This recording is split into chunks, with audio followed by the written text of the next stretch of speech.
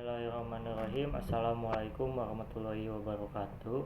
Perkenalkan, nama saya Muhammad Ikhwan Sabri dari Prodi Ilmu Hukum kelas C dengan NIM 12130501110. Dengan saya membuat video ini adalah untuk memenuhi tugas UAS ilmu akhlak. Di sini saya akan menjelaskan materi tentang tasawuf. Tasawuf adalah sebuah ilmu untuk mengetahui bagaimana cara menyucikan jiwa, menjernihkan akhlak, membangun lahir dan batin, serta untuk memperoleh kebahagiaan yang abadi. Tasawuf pada awalnya merupakan gerakan zuhud dalam Islam, dan dalam perkembangannya melahirkan tradisi mistisme Islam. Secara bahasa, tasawuf yang diambil dari kata suf yang berarti pakaian dari kain wol atau dari bulu domba. Menurut istilah, tasawuf adalah akhlak. Siapa yang bertambah akhlak, maka bertambah pula kejernihan hatinya.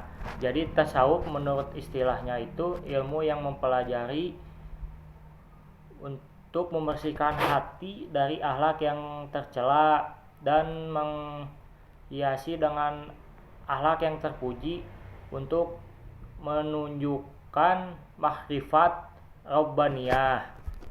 Tasawuf menurut Sah bin Abdullah Al-Tusturi menjelaskan sufi ialah orang yang bersih dari kekeruhan dan penuh dengan cara fikir yang terpusat kepada Tuhan dan memutuskan hubungan dengan manusia, dan baginya antara emas dan perak itu sama. Tokoh-tokoh tasawuf dibagi menjadi 3. Yang pertama ada tokoh tasawuf akhlaki, yang kedua ada tokoh tasawuf falsafi, yang ketiga ada tokoh tasawuf amali. Yang pertama, tokoh tasawuf akhlaki ada 3, yaitu Hasan al-Basri, yang kedua al-Muhasibi, yang ketiga ada Imam al-Ghazali. Untuk yang kedua, tokoh tasawuf falsafi ada Ibnu Arabi, Al-Jili, dan Ibnu Sab'in.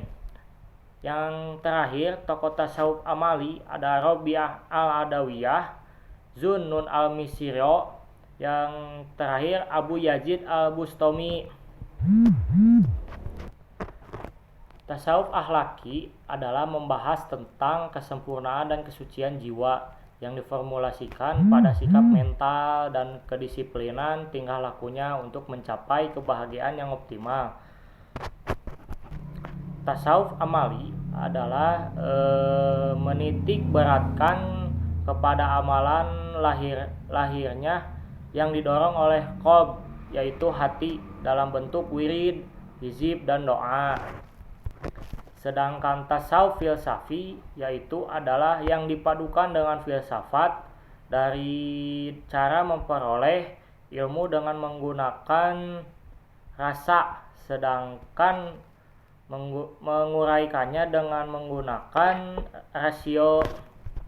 Untuk sejarah perkembangan tasawuf dibagi menjadi 3. Yang pertama ada abad 1 dan 2 Hijriyah, yaitu fase asketisisme dan kezuhudan.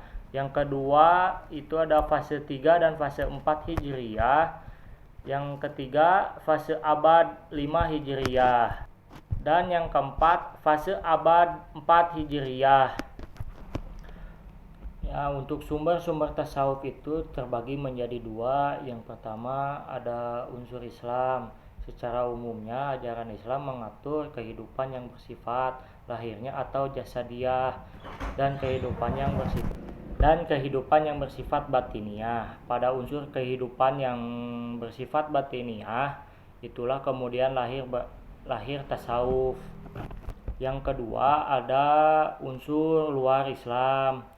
Dalam berbagai literatur yang ditulis para orientalitas barat sering dijumpai uraian yang menjelaskan bahwa tasawuf adalah dipengaruhi oleh adanya unsur Masehi, unsur Yunani, dan unsur Hindu atau Buddha, dan unsur Persia.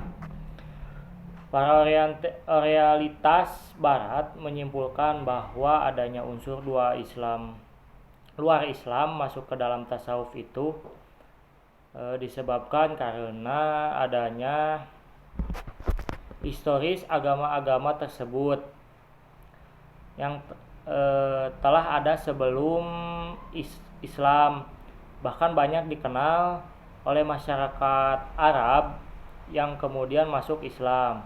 Jadi sebenarnya itu tasawuf bersumber dari ajaran Islam itu sendiri yang mengingat yang dipraktekkan oleh Nabi SAW dan para sahabatnya. Dilihat dari asas-asasnya, semua berdasarkan kepada Al-Quran dan Sunnah. Akan tetapi tidak dipungkiri bahwa setelah tasawuf itu berkembang menjadi pemikiran, dia mendapat pengaruh dari para filsafat Yunani, Hindu, dan Persia. Sekian dari penjelasan materi saya. Mohon maaf apabila kata yang salah. Wassalamualaikum warahmatullahi wabarakatuh.